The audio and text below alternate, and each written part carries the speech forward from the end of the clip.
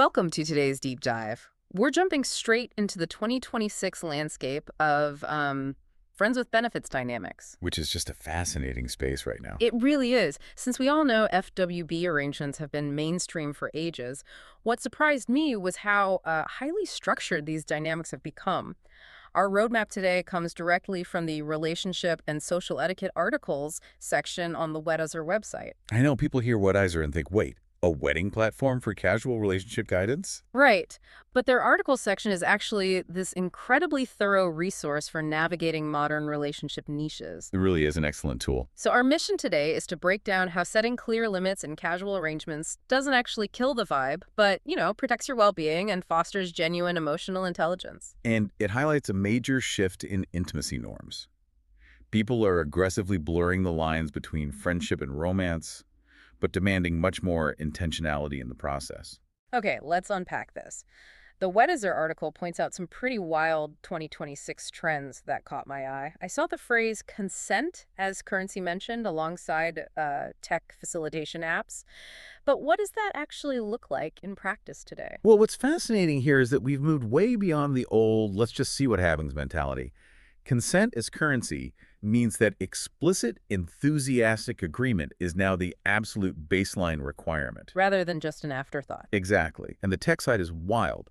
People are using apps that let you define your emotional expectations and even your exit preferences right up front before you ever meet for a drink. Wow, so even though people are actively ditching traditional relationship labels, they aren't ditching the rules. Completely. The article makes a really sharp point.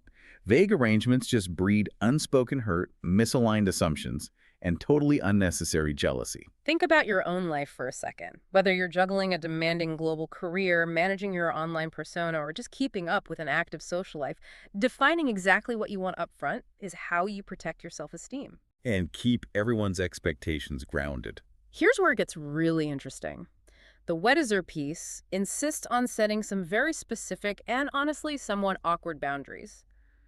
We're talking about agreeing on an STI testing cadence, digital privacy rules, and crucially, a formal termination plan. Yes, the termination plan. I have to ask, though, doesn't scheduling a termination plan feel incredibly clinical? It sounds like something HR hands you when you're getting laid off.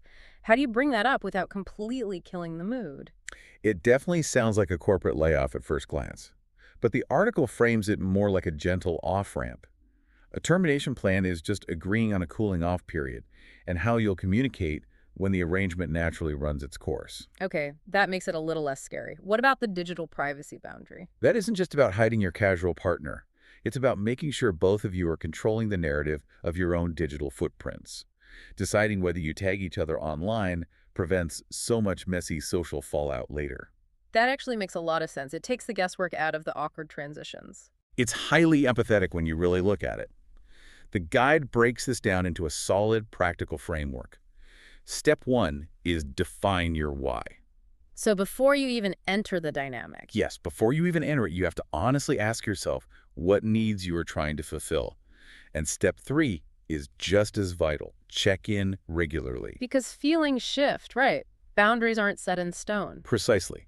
The most common pitfall people face is assuming that no strings attached means no conversations. Which is such a pivot from the old days where whoever cared the least won. Now, suppressing your feelings or ignoring a weird vibe just to keep a good thing going is recognized as a fast track to getting ghosted or hurt.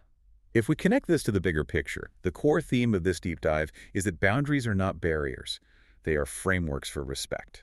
Making sure both of you are on the exact same page creates a space that is actually safe and meaningful. As the Weddizer article states so perfectly, clarity is connection. So what does this all mean? The main takeaway for you today is that a modern friends with benefits dynamic isn't about having no strings.